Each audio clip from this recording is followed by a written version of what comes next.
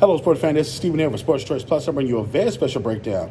I'm going to be covering where will playoff P end up going. Before I get right into that, I want to make sure that you're subscribed to the YouTube channel so you can get all the updates and all the breakdowns. Without further ado, let's get right into the action. Looking at Paul George, it's clear that the Clippers extension may not come at this point, and you're looking exactly at what they have on the table.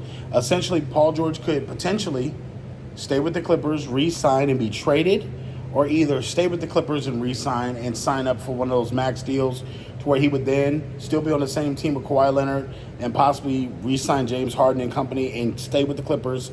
He could possibly fend off those offers and then go to Philadelphia, where he can get a max contract where you could sign with Embiid and Maxey and have three potential big three on a team for the Philadelphia 76ers. And then you possibly could go to Orlando. Orlando is now a dropping spot. They won't offer you the max, but you'll get 2 years at the max deal for that. And there's other teams that could possibly, like the Cavs, that have the pieces to trade, or the New York Knicks that have the pieces to trade, whether it be players, draft capital, or picks.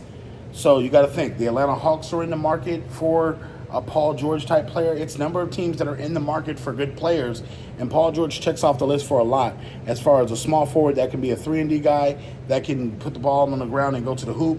He can shoot threes. He can do a little bit of everything, still play defense. So I think Paul George is very effective.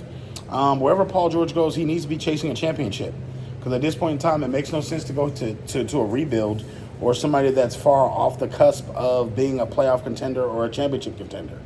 All the years of service that he has, he brings so much to the table. A defensive anchor, a playmaker that's smooth, rangy, that has a plethora of dribbling bag. And then you got to think, he can also get to the free throw line. He can also set your offense up. You can run the offense through him. You can run the defense through him. So it's a number of things that he brings to the table as a veteran in the NBA. And you got to think, this is his last big payday possibly. With him being at the age that he is now, you don't see another couple of paydays coming. And you got to think, this is where he probably wants to hit the sweet spot and cash out before he retires. So I think this is big for Paul George. And I think that wherever he goes, he's going to be a max player. I think in the back of my head, I don't think he's taking a pay cut. He's worked too hard to get where he is right now to get to this position where he could be courted for the biggest suitor, the highest suitor that's going to pay him. So I think Philadelphia makes more sense if you're thinking about it also. I would say New York is a player in this, but Tom Thibodeau and his coaching style may shy him away from wanting to be a part of that. Because of just who he is and how he plays the game, I don't think Paul George does well to that kind of coaching, and that probably hurts the Knicks.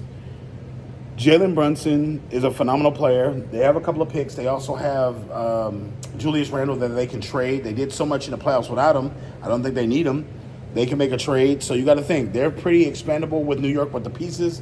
As long as the name is not Brunson, they could probably trade him.